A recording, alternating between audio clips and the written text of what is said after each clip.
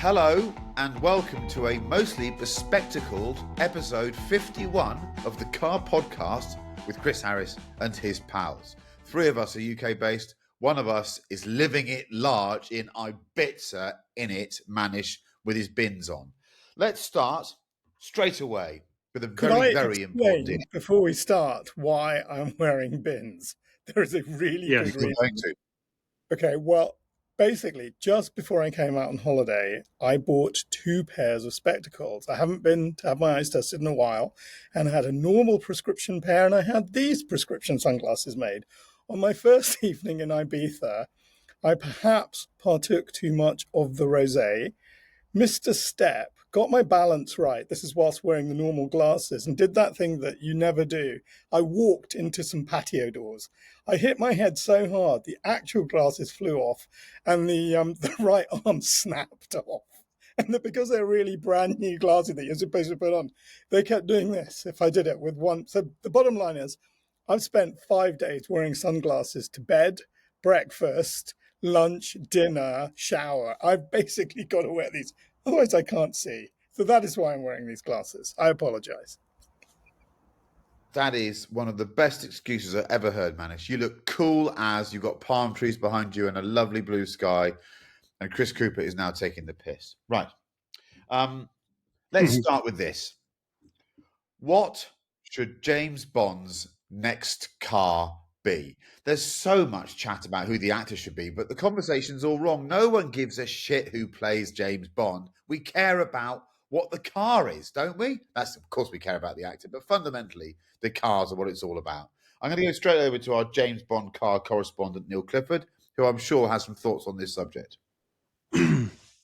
Well, my thinking here is new owners of James Bond, right? Yeah. Or half owners. No, the new Amazon. Yeah. Well, if you read the detail, they still got a 50-50 JV on the creative authority of the thing. I thought Eon had completely completely washed their hands of it. Anyway, carry on. No, the Broccolis are out. They're gone. Yeah, Broccolis are gone. Well, yeah, have a read of the detail of that. But anyway, I agree. It's Amazon. So Amazon have got to come up with a whole new strategy of James Bond, and probably, let's hope not, but could well possibly bugger it up. But let's hope they don't. Let's hope they come up with a great strategy. Now, if I was doing that, my strategy would be a bit like some of what Star Wars, where you go back further. You go back to the start, a bit like Wicked, which I think was about the witches, wasn't it? And therefore, you're going back to the original James Bond. You're going back to whenever it was, Manish will know, the 30s. It was the Wizard of Oz, wasn't it? Yeah, Wicked was pre-Wizard of Oz. Yes. So you're jumping back, and therefore you're going to put him in a Bentley.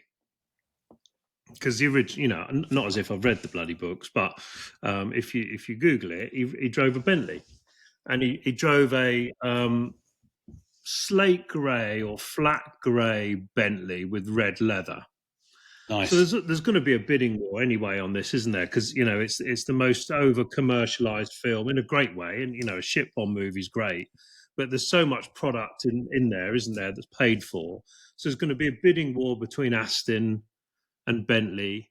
Bentley will win, and then you're going to take that new Super Sport that's not on their website, but I've seen it on Instagram. They've launched a Super Sport.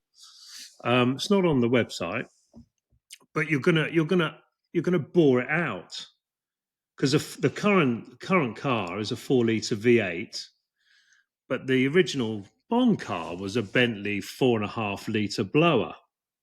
So you're going to make a special one of 50, because you're going to commercialize it as well and sell some of these cars, and you're going to make it into a race engine, a 4.5-litre Bentley, and you're going to take that hybrid shit out, and you're going to put 2 superchargers in this car. So it's going to be 800 horsepower, but not hybrid, and you're going to make 50.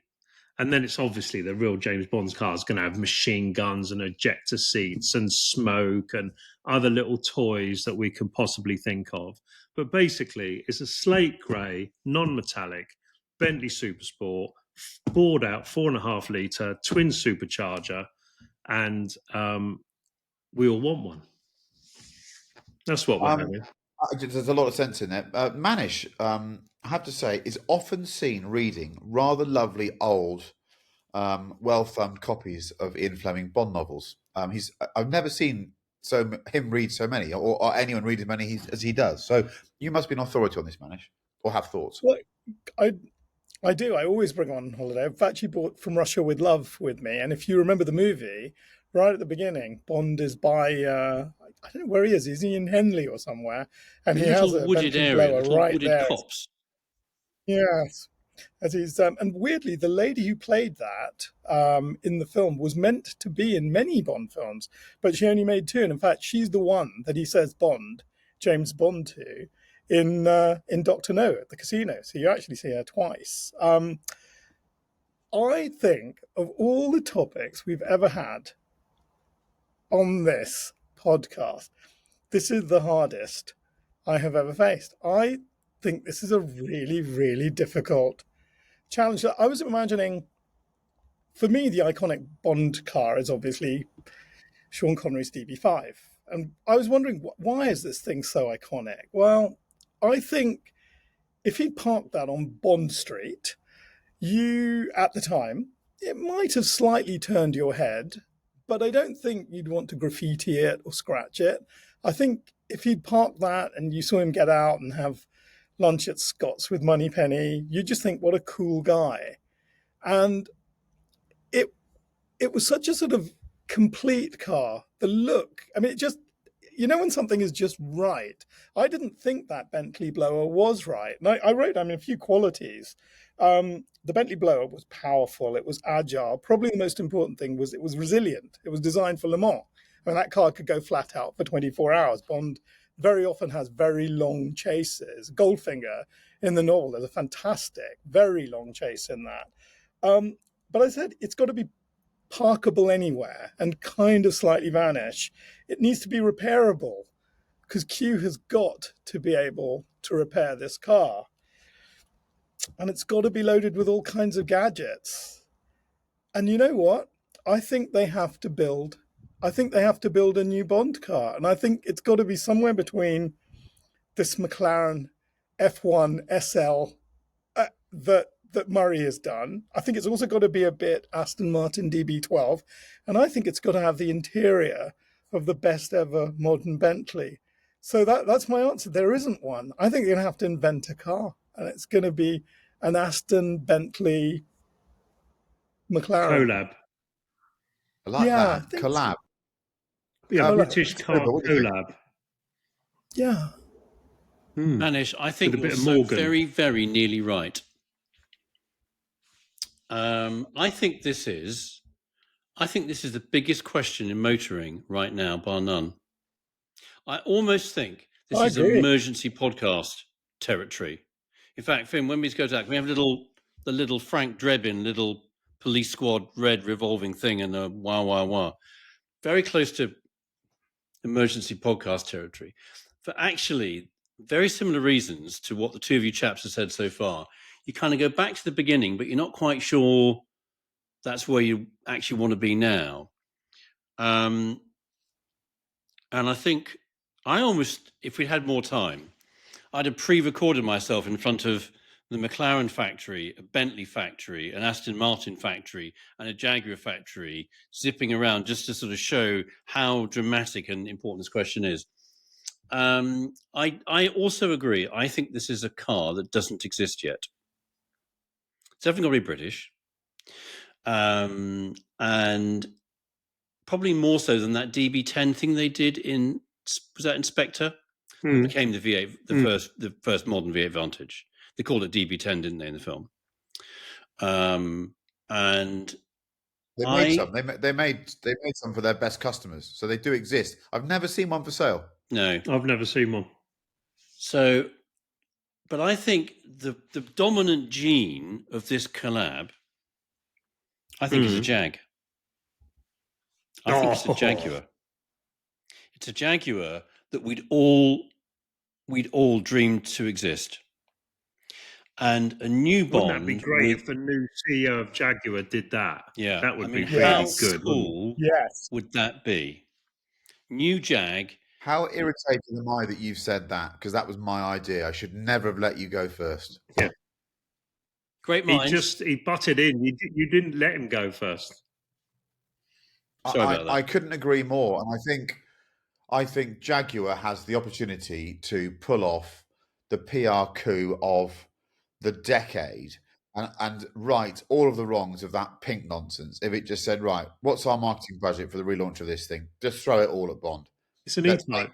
Make a Bond car, throw everything at Bond, and hopefully we'll have a massive cool Britannia revival. It'll be like 97, or like Britpop is cool. Yeah. The country will feel good about itself. We'll get the Olympics back. Everything will be brilliant. We're at the Oasis. Maybe it's a B-Type, a Bond type. They never did a B-Type, did they? That's good. No, Love it. But I love that. We should be in charge of Mr. everything. Cooper. We could. It's interesting when Manish said, I'm trying to assess, what is a Bond car? It's really interesting. I'm lucky enough to have stood in a room full of real Bond cars, not at a museum, on a private shoot. And actually, it's a much more varied, nuanced subject than we realised. And even though the DB5 is the iconic car, or wasn't, I'm told it was a DB4 Vantage, wasn't it? Actually, it wasn't actually a DB5. Is that not the case? I think it was a 5, wasn't it? No, it's a 4 Vantage. No, but 4 hasn't got those headlamps. 5 has got those headlamps. Go onto the forum. So I said DB5 in front of someone with a large forehead, and they went, no, it's just 5. Yeah. Mm-hmm. So, but when you stand around the cars, you do realise that actually, when I was a kid, it wasn't a DB5. It was the Lotus. It was the white Esprit from The Spy Who Loved Me. That was a much more powerful symbol of James Bond's driving scenes, I think. So I think a brand like James Bond should serve as a resurrection tool for our great car brands. So if it's not Jaguar, and if it still survives, it should be a Lotus. Bentley's doing fine. McLaren's got its recovery package going. I think it should be either a Lotus or a Jaguar. Yeah. I think it'd be great. Let me show you a little photo that a friend of mine took. This is, can you see this? This was just parked in his, just randomly today. He heard about this question. He said, look what's parked in my little outdoor car park. I think that's a DB4. And what year is that Bentley? Yeah, it is. It's a V8. Could be. Oh, it's a J. There's no doubt that Aston is a great. For me, it's still Aston, but I would shake it up if I was. That's sort of, I think, where we've all got to, isn't it? Yeah, it is. Yeah, but Aston's cool. Aston's Denny Villeneuve's going to be directing it, and Stephen Knight is going to be writing. I mean, they're going to be brilliant. They are. I promise you, these films are going to be absolutely brilliant, whatever they are. I mean, you could see him in a Vanquish. I mean, what's the silly one? Valhalla. DBS. Valkyrie. No. That's a toy car. He never has a toy car. No, that's fair. He has a car with toys. Didn't they have the Valhalla in the wind tunnel? God knows why there was a wind tunnel anyway. In the last Daniel Craig thing, just sort of behind him, and God knows how much they paid for that. Yes. I mean, the Victor, that one of one thing. That's a cool. That's a cool Bond car. That's got a whiff of Bond about it. Yeah, it has. But I mean, Jag, that would be a marketing piece of genius. That would. Yeah. That would right all of the wrongs. Yeah. Okay. Name a car trying a bit too hard. That's a really, really good question, that is. I'm going to go straight to Cooper on this. Oh. So, it's quite an interesting question, this, isn't it? What do we mean by trying too hard? Do we mean uncool? Or do we mean the right direction, but actually took itself too seriously? And I think what we mean by that, I mean, it's Neil's question, but it'd be really interesting to see how Neil, you've interpreted this.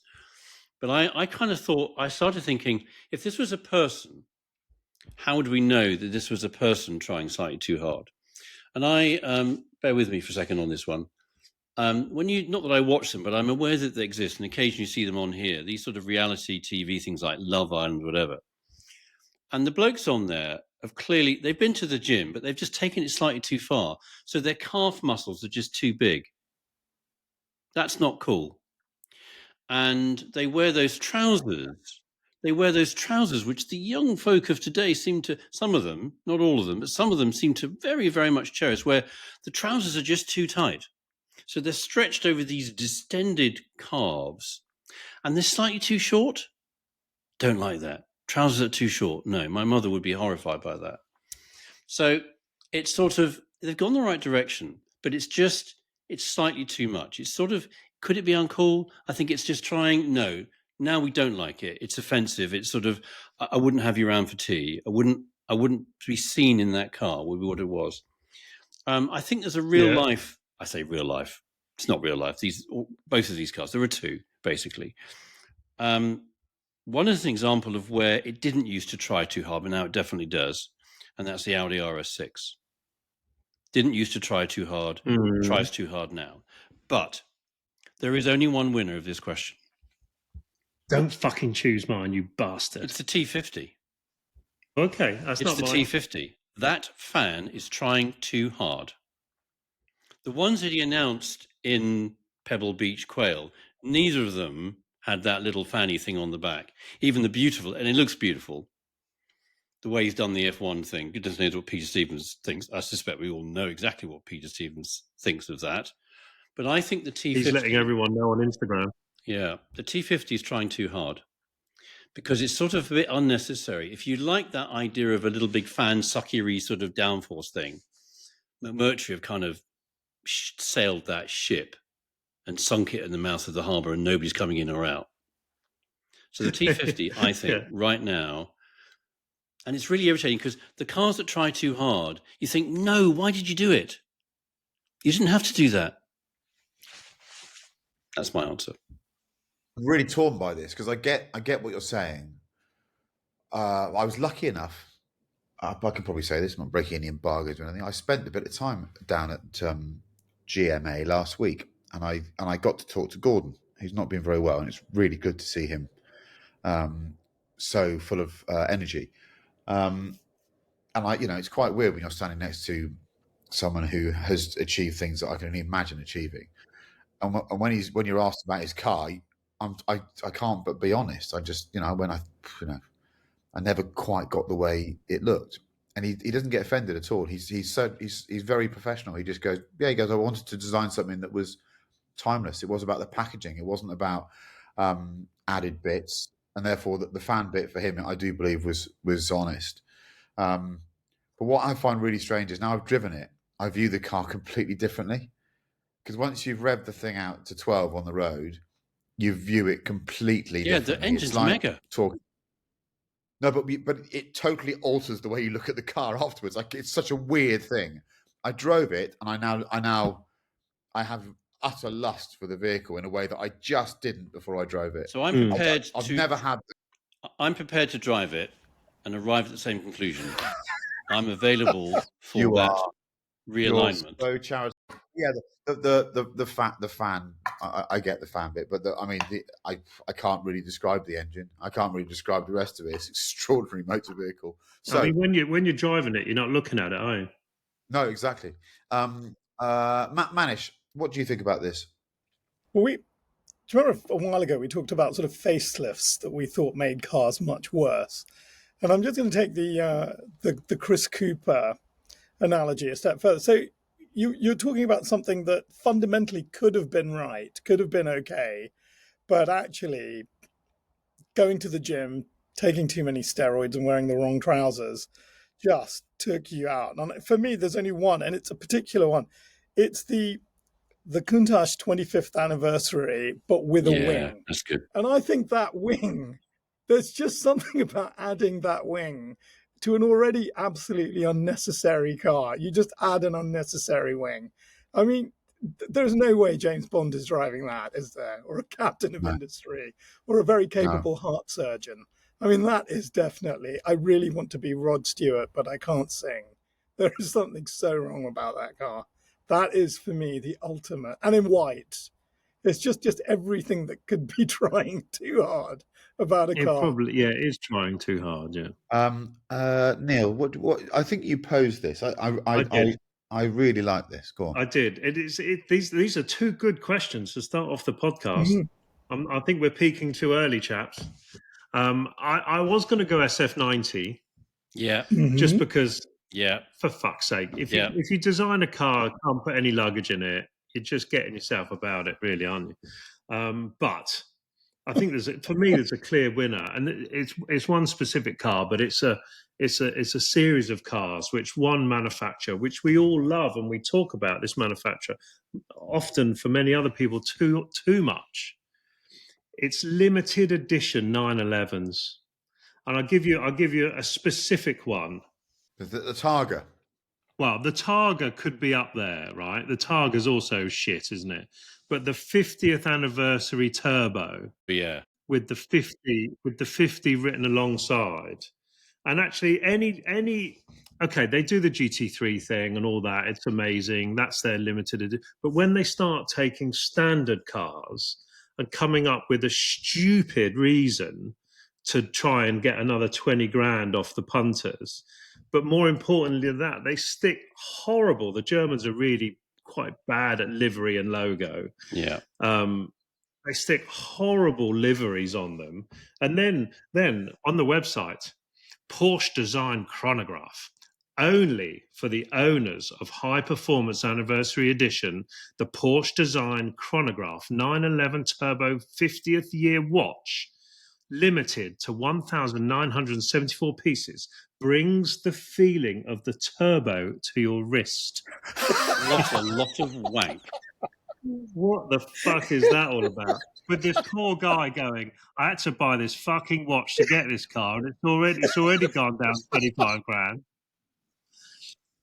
The limited edition Porsche thing is, and we adore Porsche, and they make some of the best cars, if not most of the bloody best cars in the world. But when they start doing liveries and stickers and limited editions, because they're all sat around the boardroom going, shit, sales are 5% down. What can we knock up now for an extra 30 grand? Oh, fuck, it's 50 years of the turbo. It's really trying too hard. That is. I totally agree. That's a good call.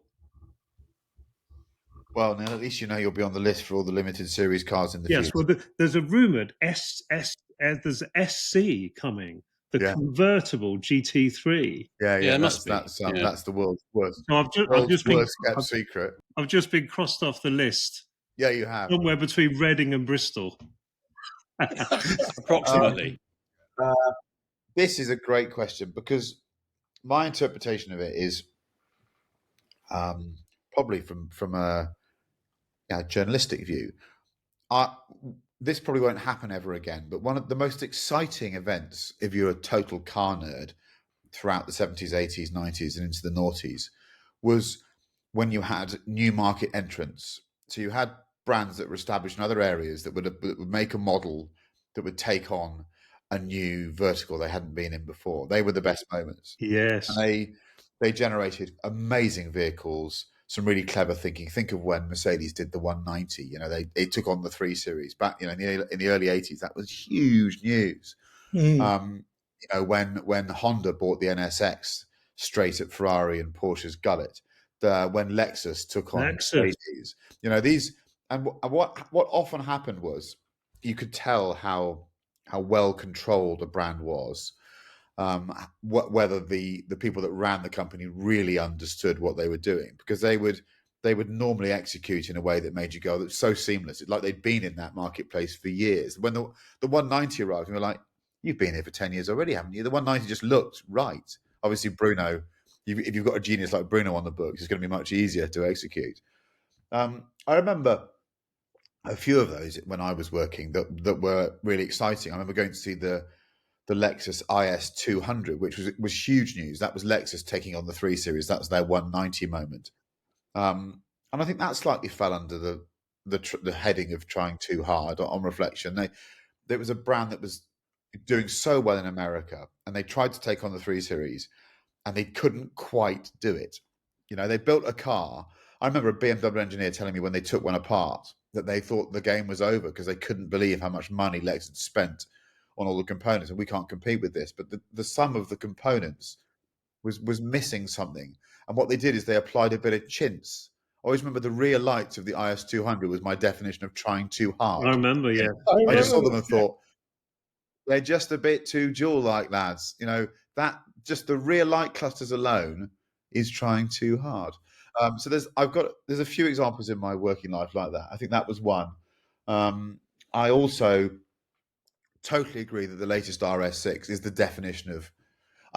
Is it trying too hard, or is it going a step too far? They're different phrases. That's a very interesting distinction. I think it's just it's for me. It's gone a step too far. It's just it's lost any sense of cue, which was the whole point of the bloody genre, wasn't it? The Super Estate was supposed to lurk under the radar. I mean, I think it looks faster stationary than any Ferrari, the RS6.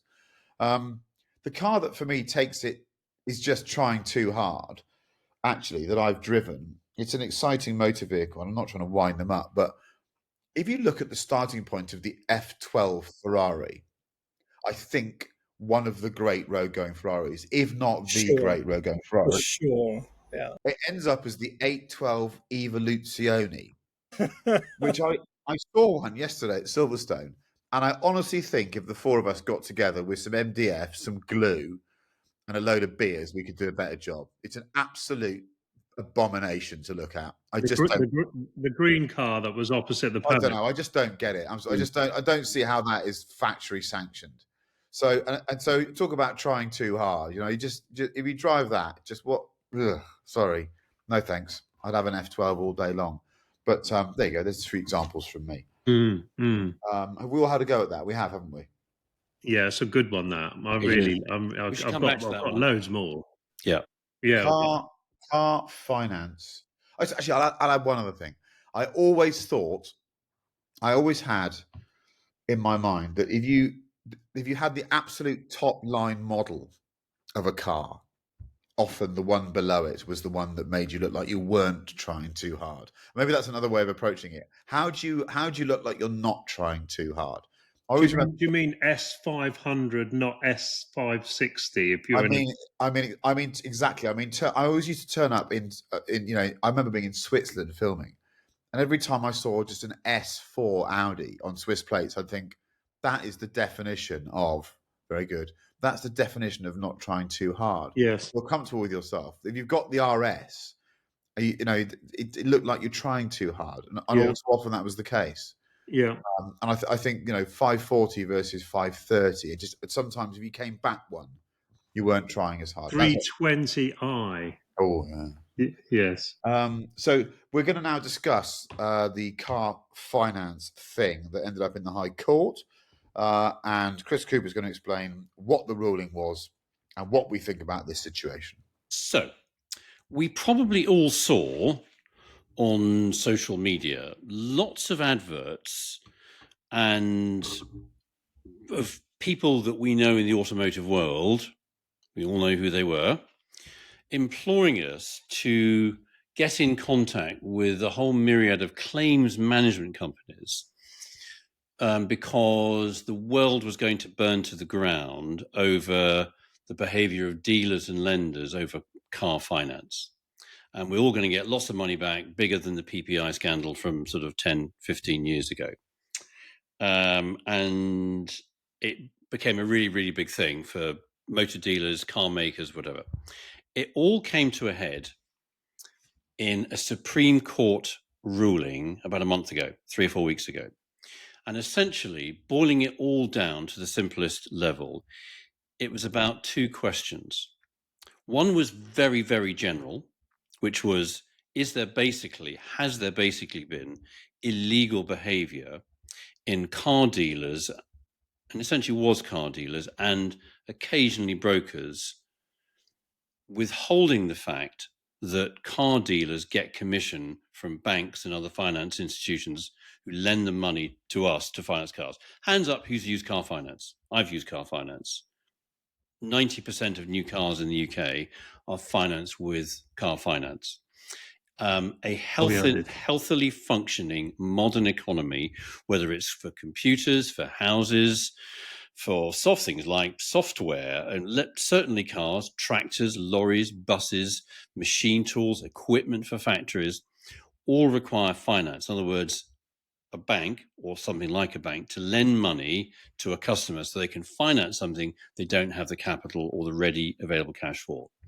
So it's a really, really important thing to get clarified. So there were two things that came in front of the Supreme Court.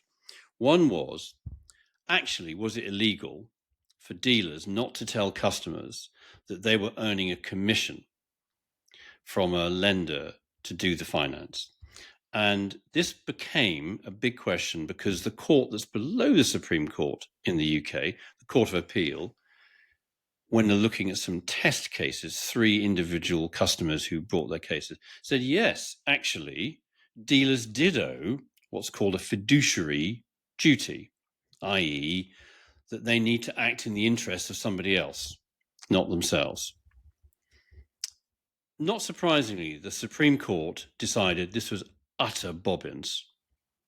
Who could reasonably have thought that a car dealer was acting in their interest? I mean, come on, that no one could reasonably believe that. And funnily enough, the Supreme Court, you can read it all, it's all online, pretty much said, who believes that? Honestly, go and have yourself checked out if you think a car dealer is acting in your interest, not in theirs. So at a stroke, the vast majority of the potential exposure of banks and dealers and other lenders and all of this ridiculous excitement about all these adverts we see on social media, dead, pretty much, most of that overnight with the Supreme Court ruling. There was a second question, which was slightly more nuanced and a bit more complicated, probably a bit more to it. And this has been bubbling around since almost the last 10 years. Which are the so-called discretionary commission arrangements. Now, again, these have been around for as long as I can remember when I've been buying cars. Since the Romans. Probably since the Romans. Since somebody invented a wheel and attached a vehicle to it, discretionary commission agreements have been a bit of a thing. And the idea of these arrangements is that if a car dealer or a broker could get a higher interest rate from the customer, they get more commission from the lender. So clear conflict of interest. The regulator of these things, the FCA, Financial Conduct Authority, a few years ago, maybe about 2018, I think, something like that, decided actually these are wrong. They've been around for decades and decades. And in 2021, they were deemed to be illegal. In other words, you had to tell the customer what the interest rate was. You couldn't vary it depending on how much you squeeze out of them in a deal. So those have been deemed to be, they were banned in 2021. So what the Supreme Court said was there may be cases prior to 2021 where some customers didn't know what was going on. And if you look at the individual facts of the case, may have suffered what's called harm. That sounds like an obvious word. It's a technical legal word for if things had been fair, would they have paid a lower price? So there is a small number that when you add all up, it might be, a lot of money, but it's a small number of cases, and individual settlements might be much more. They're not going to be £10,000. People aren't going to be getting PPI type settlements, which at one level is a shame because when consumers got all their PPI money where it was after the GFC, people spending their PPI settlements made a huge economic difference to the country. Suddenly there was 50 billion of cash out there with people saying, oh, it's Christmas early. So on these DCA agreements, the Supreme Court said, yes, they probably do need in some cases to be examined. Where is it all now? So the FCA, immediately after the Supreme Court, beginning of August, said, we think there will be some compensation. We're going to consult in the next 6 weeks or sometime in September. We'll tell you how we're going to deal with that. For the people listening to this and us as well, because I've probably had some agreements that fit into this category, the FCA has said you don't need to use claims management companies. We may well prescribe that lenders have to sort this out for you. In fact, you may not have to do anything at all. So while the FCA is deliberating, which they're doing right now, we're right at the end of August, they're doing it right now. Sometime September, they will come back and say, yes, that's fine. So there may be some mitigation to be paid back to certain customers for these DCOs. One of the best quotes I saw about this was beginning of August. Paul Barker, editor of Auto Express, an esteemed weekly, is it still weekly? Magazine. I used to work with Paul. Yep, good guy. So he said, today's Supreme Court ruling, which found that car finance firms did not unlawfully missell products simply by failing to disclose commission, narrows the scope.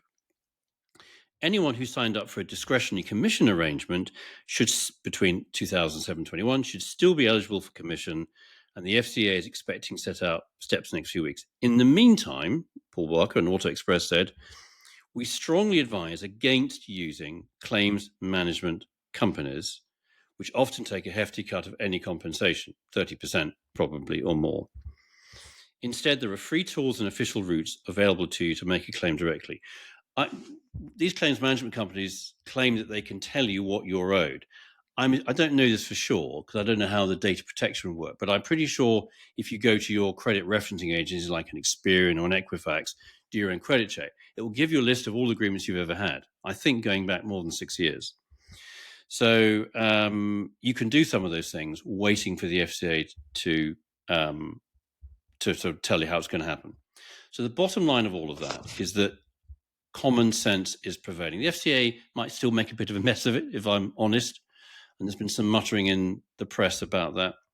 But a healthy, functioning car finance sector will return, is returning, has returned really, which is essential for our economy, for manufacturers, for us, how we access cars. Because if all the banks said it's far too risky, we're going to lend money on tractors or space rockets or aircraft or railway carriages, but not cars, people in this country would find it harder to access cars. So I think it's not quite all's well that ends well. There are still some matters to be resolved on these DCAs, but that's where we've got to. And I think Paul Barker gives a good advice to say, stand still clear of the claims management companies. There are tools available online. Check your own credit referencing agency.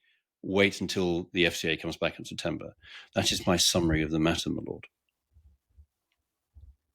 The reason I'm looking around is my dog has decided to come into the room and is having a 10-minute drink, which is very noisy. I'm sorry about that. So I apologise. Very good summary there, Mr. C. Look, cards on the table. I got approached to do one of these adverts and I nearly did it. The only reason it didn't go up is there was a massive cock up in my edit and it never went up. So I'm not whiter than white. You know, we've all got to earn a living and I can't make films for free. Wait there. Pet!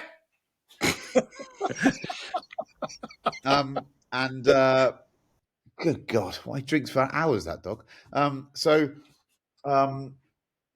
I get it, and I'm, you know, I get also the advice I totally get, but I think I've got to offer the counterpoint, which is we're all bloody lazy, and if you know, if there's a kind of if someone presents a really easy tool, and you get 70% of what you might be owed back, well, most people just go, well, stuff it, I'll use the service, don't they? But I can see also that these sums of money probably aren't going to be in the same area of sort of magnitude as PPI, are they? They're looking at a couple. So what you're going to get is a percentage of the gap that you're owed. In other words, if the rate was, how do they calculate the rate you should have been offered? That's the bit I don't understand. That is one of the questions that appears unresolved right now, which is because the paperwork, the FCA, and we all know you keep your records for 6 years if it's the tax man or whatever it is. Some of these go back nearly 20 years. So will the lender have the paperwork, or will they have followed their own protocols of disposing of documents so they're not lying around with people's details in? So that is a very murky area as to, do they even have the paperwork? And if so, how would they calculate harm? Or what should you have paid?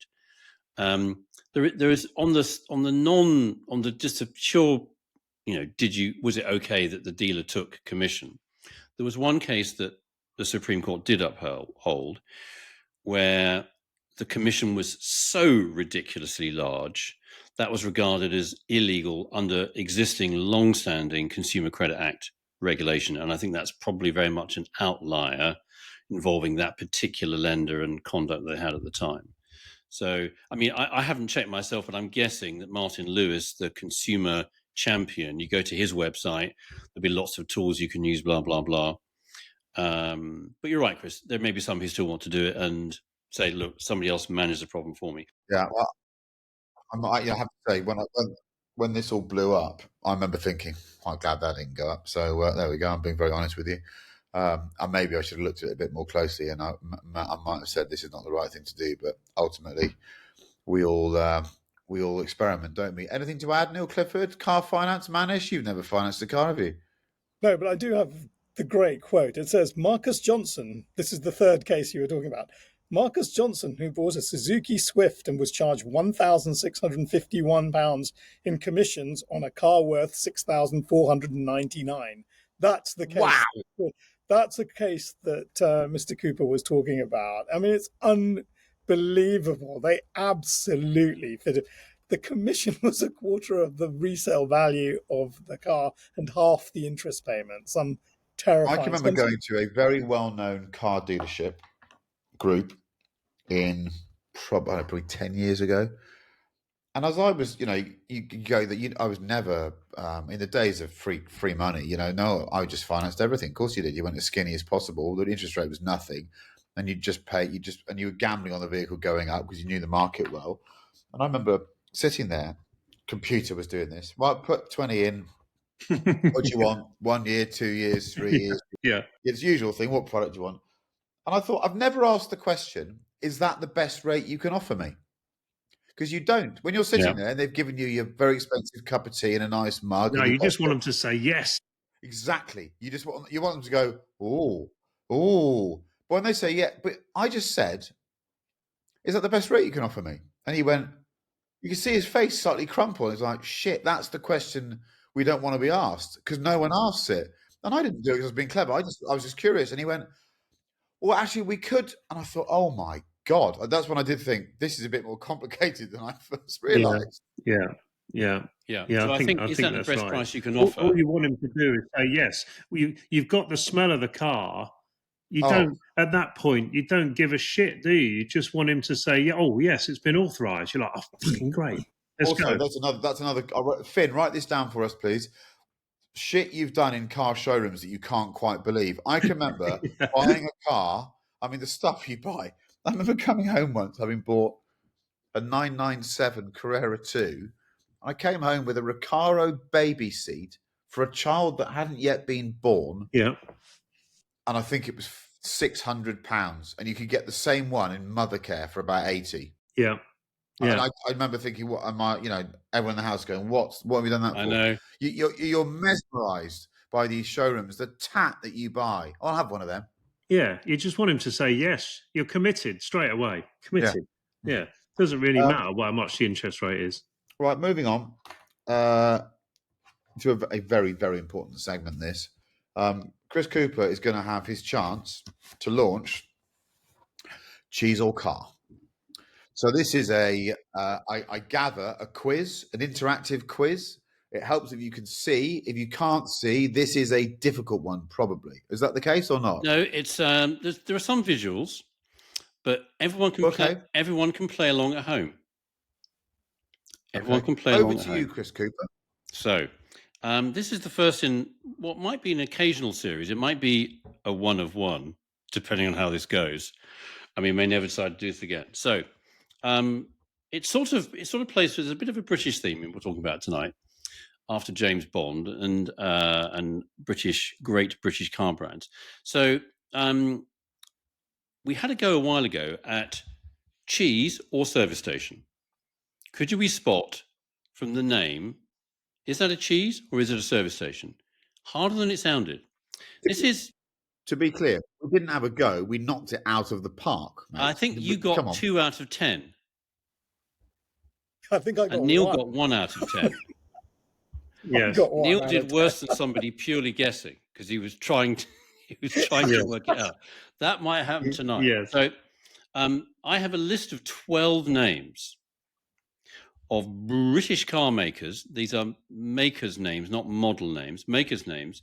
Some still exist. Some may be resting in that great lexicon of great British car brands from recent or past years.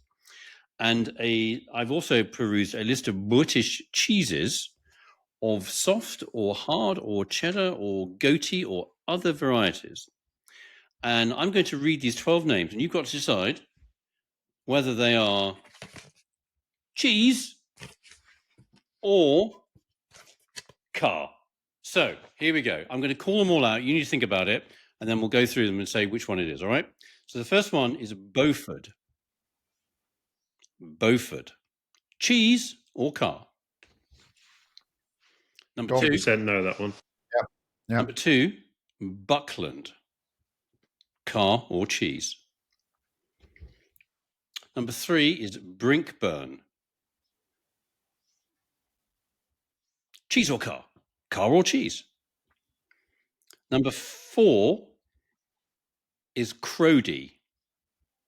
Crowdie. Why is that funny? Cheesy or motoring-y? You were complaining about the music.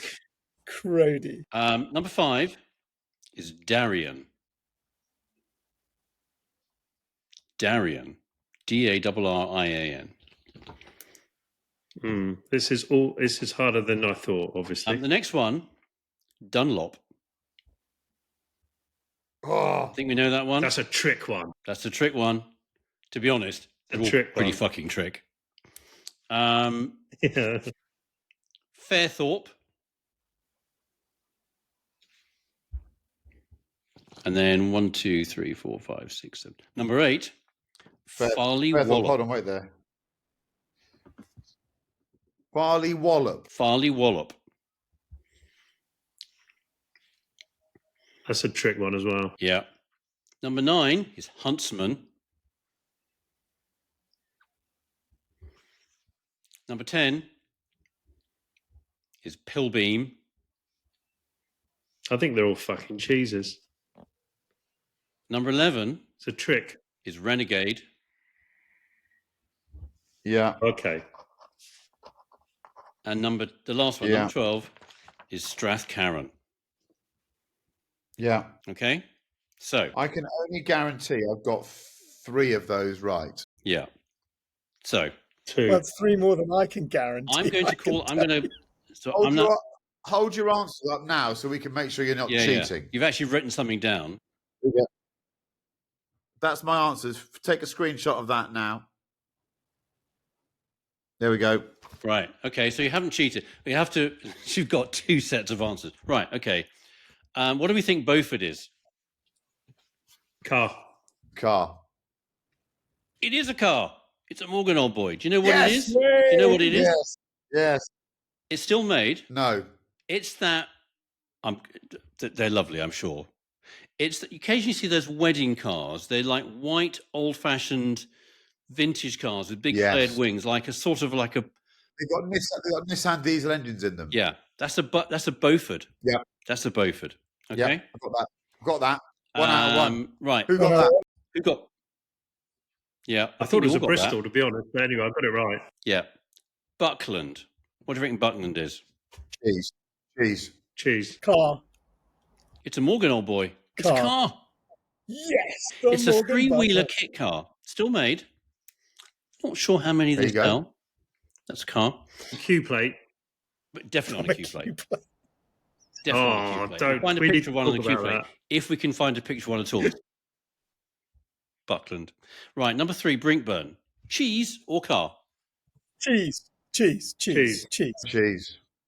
Please don't be a car. It's cheese, old boy. Yes. Yeah. Come on. Great. Right. You should know this one. Darien.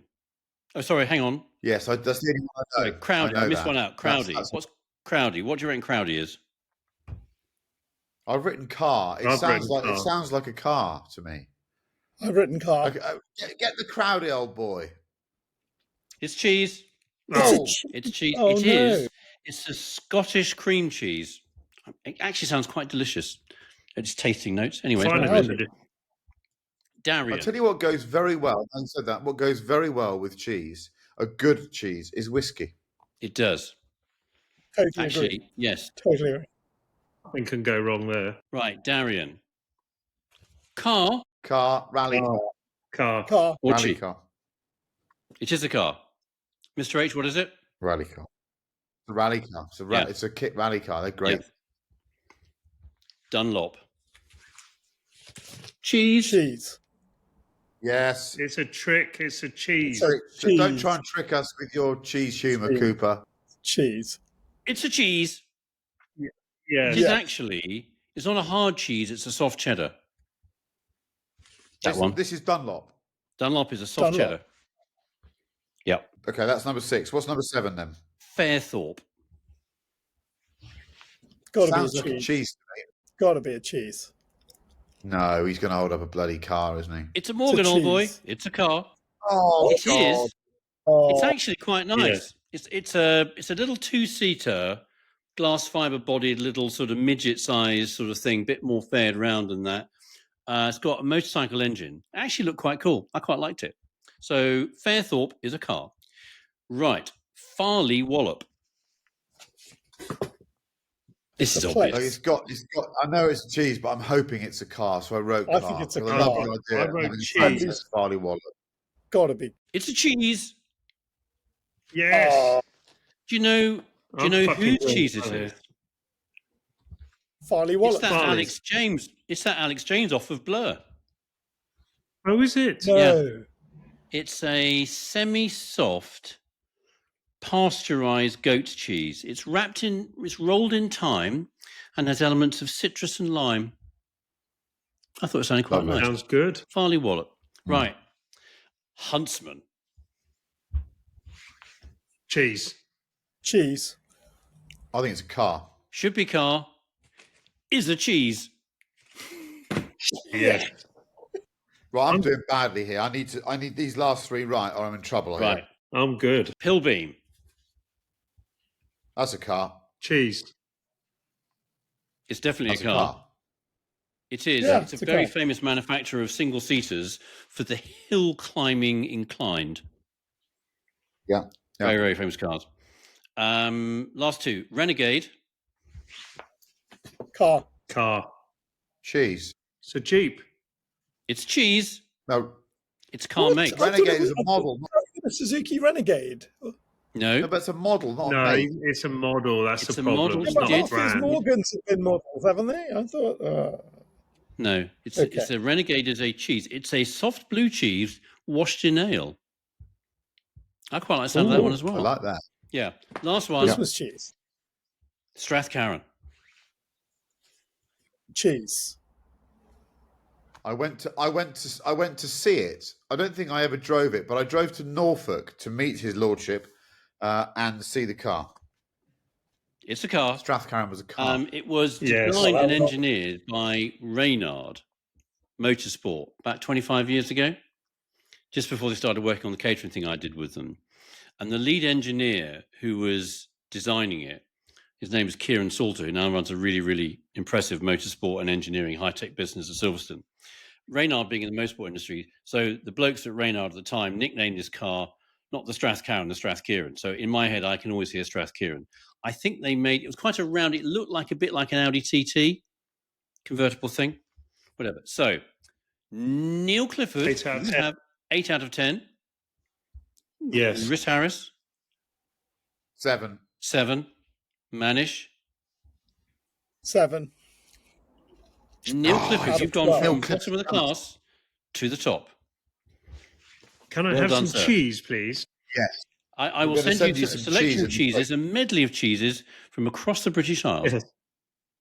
I thought you were here to complain about the music. That was a lovely little break in tempo. Chris we Cooper, like I congratulate you on your gameplay there. Loved it, the preparation. Very good. Just to loop back to the way we began there. I have to ask the important question: what cheese would James Bond eat? Because we've sort of merged the James Bond theme there with the cheese. Come on, off the cuff. What is? I think he's kind of a punchy Stilton man. I was can going to say imagine that. him. Stilton, Cars water biscuit, no messing about, gets on with it. Yeah. What would you drink with it? Yeah. No, that's a huge. Port James you Bond drink. pours port into his Stilton, eats it with a huge tablespoon. That's what he does. No faffing. Yeah. Yes, there Yeah. we go. Right, now what are we doing next? Our two-car garage. I'll read this out now. You're going on holiday to Ibiza with your family, 4 in total. You need something rugged that you can take to the dusty beach car parks and forget, but that gives you some pleasure on the twisty roads. For your second car, you want to arrive in style at... How do you say that, Manish? Your second car, you want to arrive in style at Ushuaia, which is a Ushuaia, club. thank you. Ushuaia, which A is a club. club. Where you've got VIP tickets for Calvin Harris, brackets, no relation. There is no budget. Right, Do you mean I'm going there's first. no money or there's no limit on money, Manish? Sitting there There's in no Ibiza budget. with your film producer glasses on, I suspect it's the latter. Now, Darling. I've gone about this a different way today because I am a little bit. I haven't been sleeping too well recently. When I'm not sleeping too well, I'm all over the classifieds. So what I do between sort of 2 and 5 in the morning, I just go through the usual classifieds, and I love it. I now realise it's just been a sort of a medicine in my life. Is what I do. And I went to the coming soon auctions coming soon section on the Car and Classic. Just it's sometimes nice to see what's coming up, and I've chosen 2 from there, and they overlap a bit, but I really love them. So first of all, the ultimate Iberian island car for me is the Renault 4. Good call. I just think that's the car. You only need one car. You turn up to the beach in that. You turn up to the club in that. You're still the coolest dude, aren't you? Whatever you do, it's a classless piece of genius engineering. It's got the small bumpers. I love it. However, you're allowed 2 cars and you want to make an entrance. I think everyone else turns up in their fancy supercar. I think a proper convertible Land Rover. Brilliant. Yeah. They're not really my thing. I don't like, as I know, I say the Defender thing, but that sort of longer wheelbase with the fold down screen is a really cool thing, actually. So I just think if you rock up in those 2, wherever you are on that island, you're winning. And they're both coming soon. They're auctions that start, I believe, on the 27th of this month. So get bidding. Over to you, Neil Clifford. It's a very dangerous question, this, Manish, because I'm no Ibiza expert. I've been a few times, but the worst thing you can do in Ibiza is turn up really in anything big and flash, because you're going to get you're going to get laughed off the island. It's all very sort of shabby chic. The wealthier you are, the scruffier you are. Sort of 70s California vibe with a bit of Peter Stringfellow sort of mixed in, really. See, I think the only way you could do it with supercar, in my view, is go the sort of De Tomaso DeVille, this sort of thing. That's got it's got rust bubbles everywhere. The AC doesn't work. It's still got cassettes in the middle.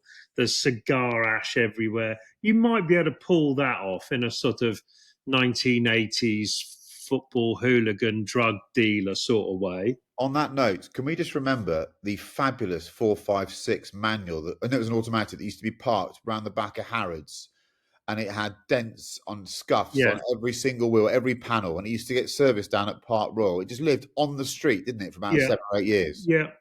I think that car. I think you can pull off Ibiza in that way, but I think in general, unless you're living there, and I think there's more. You've got more authority if you're living there to do the rust bucket, Maserati Bora that's running on 7.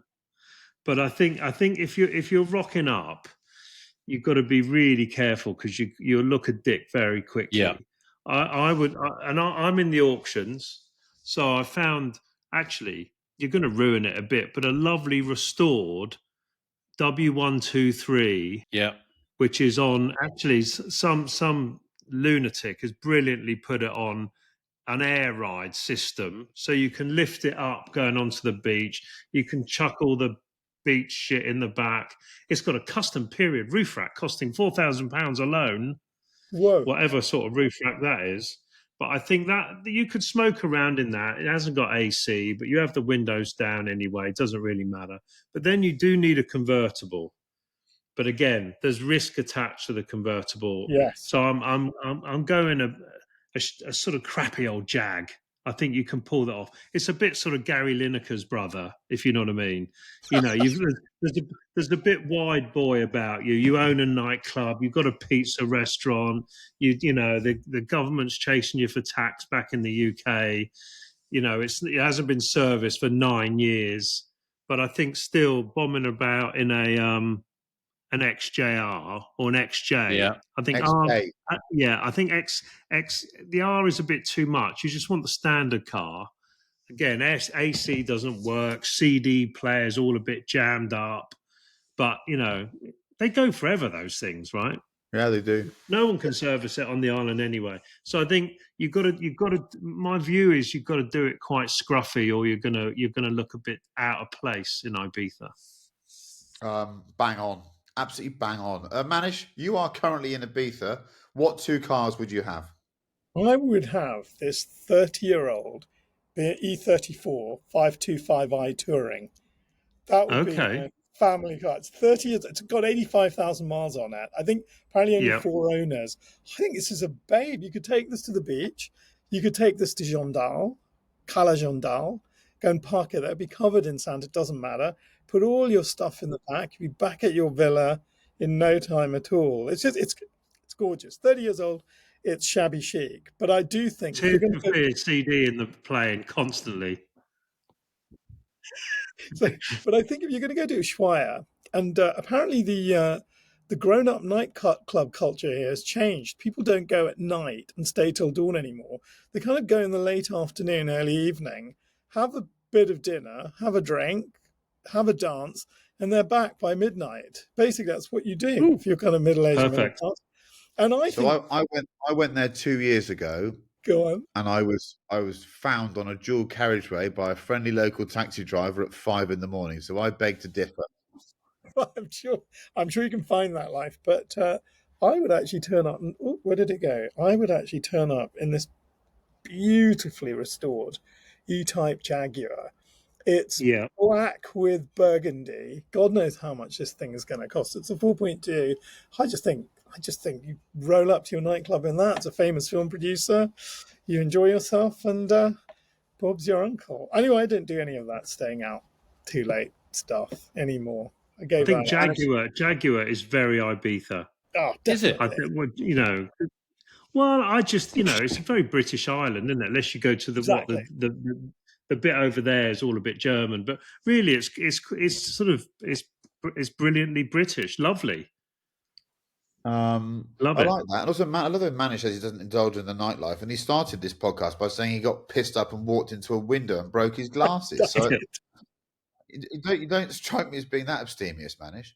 Well, it was a very, very scarily small amount of rosé. That's what I can say. I've got some CCTV footage of me walking into a pane of glass earlier this year in someone's showroom. It's that shock, isn't it? You have no idea what's happened to you. God, bless you. Okay, Chris Cooper, what 2 cars are you going to have? So, Ibiza, I haven't been there for about 40 years, 35 years. And the last time I was there, I was doing, must be a bit more than 35 years. When I was a student, I used to do yacht delivery. I was used to sailing. So to make money, summer jobs, you do a yacht delivery. You'd help somebody sail their boat, usually from the Mediterranean back to the UK at the end of a summer. That's cool. And you get your airfare paid, and you got your food on the boat paid. You might get 50 quid at the end of it. It was quite good. It was, if you knew what you're doing with sailing, which I knew a little bit about, it was quite good. And I went from Mallorca, went to Ibiza, moored on the northern side somewhere, a beautiful little bay. And there was a boat moored next to us, anchored next to us. And we got there quite early in the morning. And when all the people inside came out of it, they were all wearing no clothes whatsoever. chaps and lady persons as well. So I thought that's an interesting place, Ibiza. I must go back there one day, and I never have. Maybe it put me off subliminally. I don't know. So I think you're all sort of really interesting, but the car to go to the beach, it's got to be one of those. It is. It's a Mahari. He's holding up a Mahari. Not a Mahari. Aha. What is it? It's not a Mahari. It is the Mahari's French military cousin. It's called a Citroen FAF, F-A-F 4x4. It's a 4x4. Yeah. And there's one in the auction on Car and Classic now. Only 150 were made for the French military. Presumably, this is the last one there because it must have had 5 reverse gears and 1 forward gear. I'm here all week. Very funny. Can I ask, is this a twin engine vehicle or is it? No, single engine. Is it it's a Mahari platform, but it's got obviously a transaxle and it's got something at the back as well. So that sorts his auction in about a day's time. This is Sunday, bank holiday weekend. It's 979. It just looks, mega. I love that. The other one, and because I don't know Ibiza, whatever you want to call it, you can tell I've not been there for a very long time. But I just like the idea. Ushuaia seemed to me to be a place that you would want to make a statement without, as Neil says, going the wrong way. So, being that this episode is all about James Bond in one way or another, I know it's not quite a James Bond car, but on the auction, it's a live auction now, there is a 1932 Rolls-Royce Phantom 2 in yellow. You'd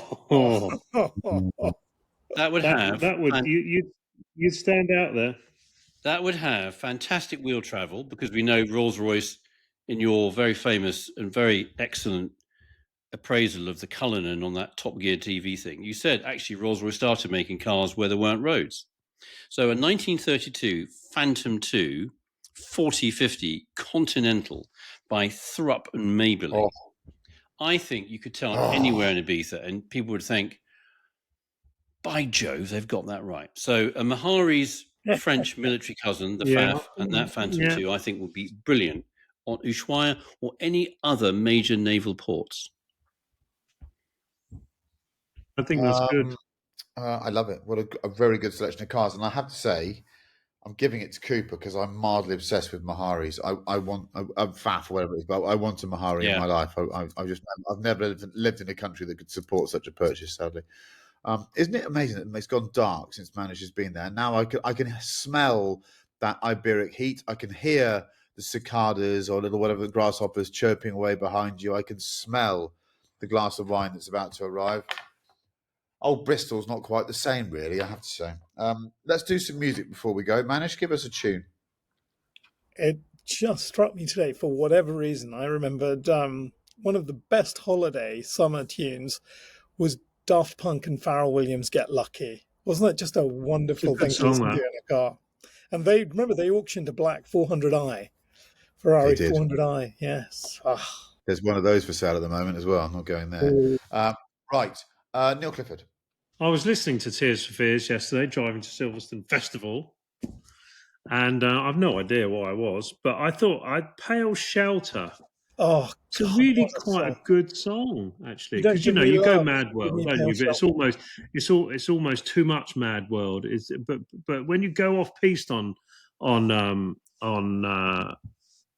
Tears for Fears, ones you can still sing to, but it's not as obvious as Mad World. Pale Shelter, good song. Good song. Apparently, they originated in Bath as a group, 10 miles from where I'm sitting. Yeah, they did, and that was the second song on the album, The Hurting. And a friend of mine used to listen to that when he skied. That was his absolutely favourite skiing song. So it's funny you say off piste. The reason why, actually, I do remember why I was listening to it, because I saw in the news that the guy, whatever the cool dude who was the lead singer, showed up at a Tears for Fears imitation band gig and just sat there and listened, and they brought him up on stage. That's brilliant. Times or something, and I thought that's fucking cool. He was there clapping. Kurt, so I put a bit of Tears for Fears on. Chris Cooper. I know it's a bit of a cliche, this one, but having spent a bit of time in Cornwall over the summer and thinking about Manish and Ibiza, Groove Armada at the river. It just never fails to hit when you're in the car. I drove to Silverstone as well and did a bit of racing. So I will say thank you to Alex Brundle for letting me drive his wonderful Mustang. We managed to sneak in a 9th place. We should have done better, really. Bit done by safety car. I was partnered by Marino Franchitti, my old pal, and a great driver. He's one Sebring. He shouldn't be cocking about with me at Mustangs, but it was really good fun. And I've got a bit of an appetite for this Mustang thing. More on this later is what I'll say. And I drove there in my Daimler. I can't stop driving it. It's just a great car. Took 2 of my kids. They both sat in the back in the extended wheelbase with the electric seats, and I drove them like a chauffeur in the front. On the way back, and I like listening to inappropriate music. Sometimes putting the wrong tune for the car is really good fun. And I think if you're in a linen hide Daimler with clear glass, there's nothing better than listening to The Watcher by Dr. Dre as you roll into Silverstone and everyone's looking at you going, who's that bloke? So we had a really good fun couple of days at Silverstone. Thank you so much, Alex. And I'm going Dr. Dre, The Watcher. Put that in your car. That is a great tune. I'm going to listen to it now.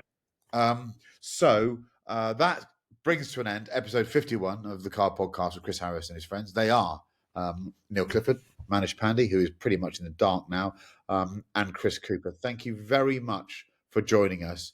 Pop along next week for 52 next week. Shit. Celebrations. Bye-bye. Take care. Bye-bye.